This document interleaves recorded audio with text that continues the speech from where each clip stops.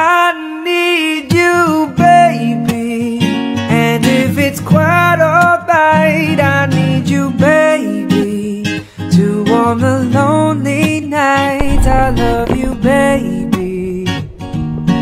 Trust in me when I say, oh, pretty baby, don't let me down, I pray. Oh, pretty baby, now that I found you, stay and let me love you, baby.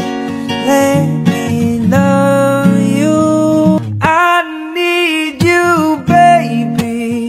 And if it's quite alright, I need you, baby, to warm the lonely nights. I love you, baby.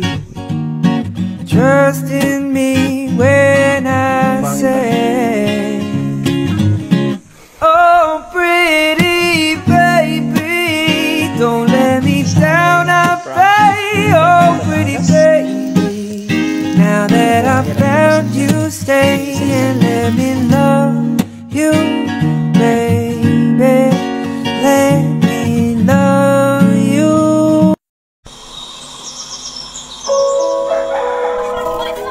Ang sarap mamuhay sa probinsya. Sariwang hangin at ang sarap sa tenga ng tawa ng mga bata. Ang sarap dito tumanda. Kaya kung wala ka pang probinsya, handang tumulong ang grupo namin para mahanapan po kayo ng retirement plan.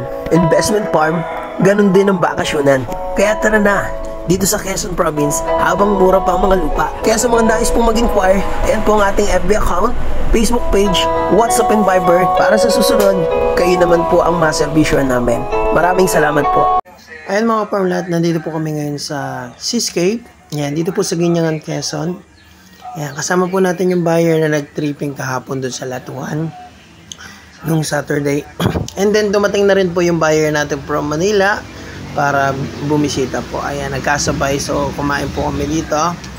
Ayan, so ito po yung nagiging meeting place namin dahil syempre sa malayo pa nang galing yung buyer, and ito po yung resort na malapit and restaurant.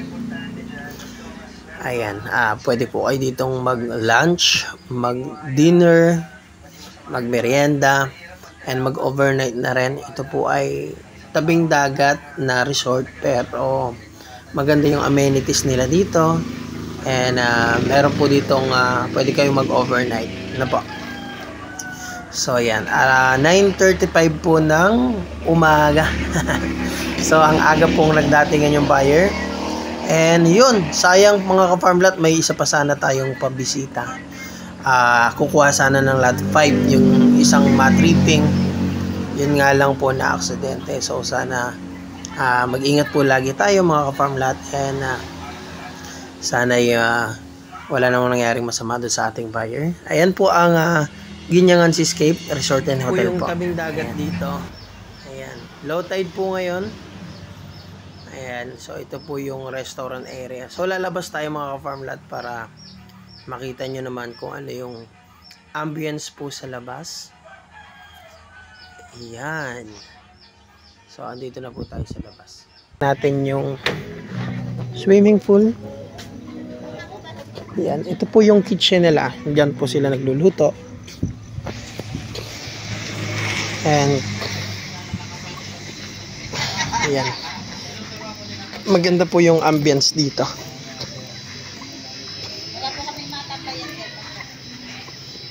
Ayan, yan po yung mga room. Yan po yung 3.5. Hindi ko po alam kung magkano dito.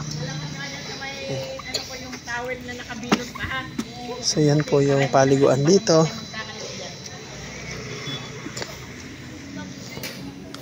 Farmlat, ayan, andito po tayo ngayon sa property dito po sa Barangay Arbesment, Ginyangan, Quezon, kung saan yung buyer po natin ay nandito na.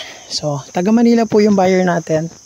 Ang business niya po ay auto supply. Ayan mga farmlat, pag nandito po kayo, meron tayong owner na may auto supply sa mga buyer natin na nakakuha dito. Kung may mga sasakyan po sila na kailangan nila ng mga parts, ayan, may buyer po tayo na ano po, na may business na auto supply. Yan, magkakatuwang po ang magiging mga magkakapitbahay dito. Meron po tayong doktor. Ayan, at yun, hindi natin alam yung trabaho ng iba. Hindi naman po tayo mausisa. Yun, nag-open lang sila sa atin. And yun, sinishare po natin.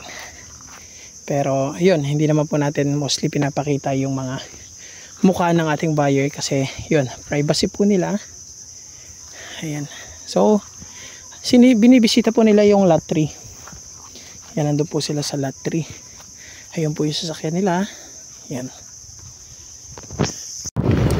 Hello mga farm lot. Medyo inabot tayo ng ulan ngayon. Sinundo na natin yung buyer natin na nag-reserve po nitong 7,000 square meter. Yung gusto bisitahin po ng mga kamag-anak ng buyer na nag-reserve na. Yan, sasamahan po natin para makita nila ang buwan. Bali, kinumbits po ng buyer natin doon sa lot 1, doon sa third title, yung kanya po mga anak. So yan, sasamahan po natin ngayon. So pinuntahan ko po sila sa Seascape. So along the way, hinabot tayo ng ulan, pero okay lang naman, hindi tayo ganun kabasa. Farm lot, nandito na po yung ating buyer. Ayan na po yung mga sasakyan nila. And ayun po sila, oh. Yan. So susundin po natin sila, Ma'am Cora. Hello mga farm lot. Nagsabay-sabay na yung buyer natin. So ayun po yung sasakyan nila. So ayun, nandun po sila sa tabing dagat. Ano po? So yan po yung sa 7,000 square meter na open area. And yun, nag-on the spot reservation naman po yung buyer natin dito sa lot 1. Ay, lot 1, lot 3. So ito po yung napili nila. So may dumating tayong buyer ngayon. Dito naman natin ibibisita. So na-entertain ko naman na po yung unang buyer doon. So yan. So nauna po yung dumating yung nagpa-reserve ng lot 1 doon. Sinamahan ko, pinuntahan nila ng low tide. And yung nagpa-reserve naman po nitong lot 3. Ayan po. Tapos dumating naman po itong taga Lemery, Batangas. Yun, nandun po sila dun sa open area. Yun. And yun. Titripping naman natin dito yung buyer sa lot 5 na available na lang na natitira.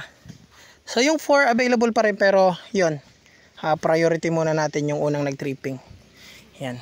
Nga sige, kunin mo na, maghilda, sabi ko. Sabi nga niya sa akin kunin mo na yung 4 para kapitbahay tayo.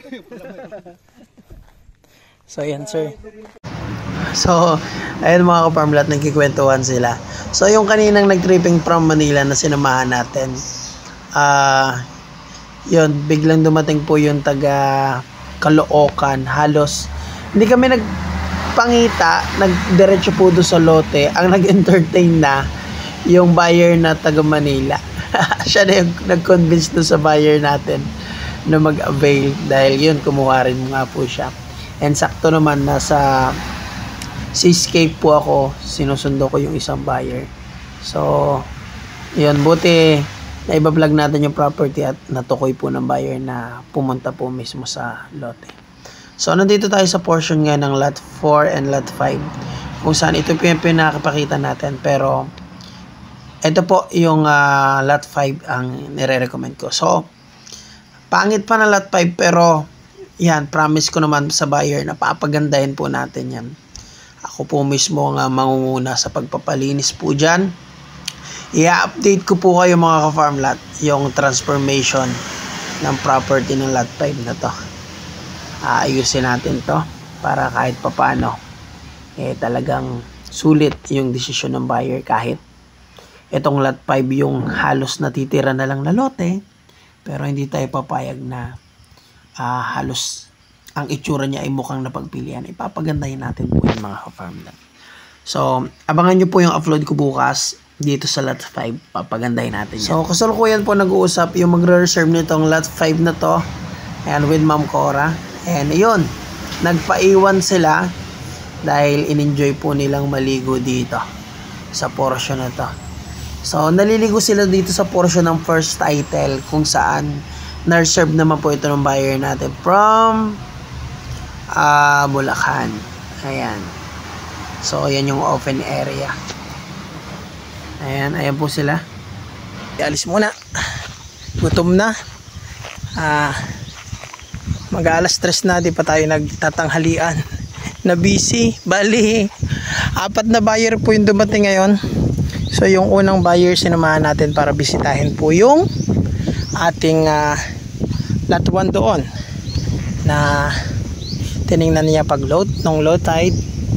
Then yung buyer po na nag-reserve kanina nung lot 3 and yung taga Lemery Batangas po, binalikan nila yung property kanilang kukunin. Nag-finalize po sila, sinama yung anak and satisfied naman po, nagustuhan din po ng mga anak. And ito pong ating buyer, yan, taga hindi ko natanong kung saan. So yan mga ka-farm lot, sila po yung pang-4 na buyer. Ayan. I need you, baby. And if it's quite alright, I need you, baby. To warm the lonely nights. I love you, baby. Trust is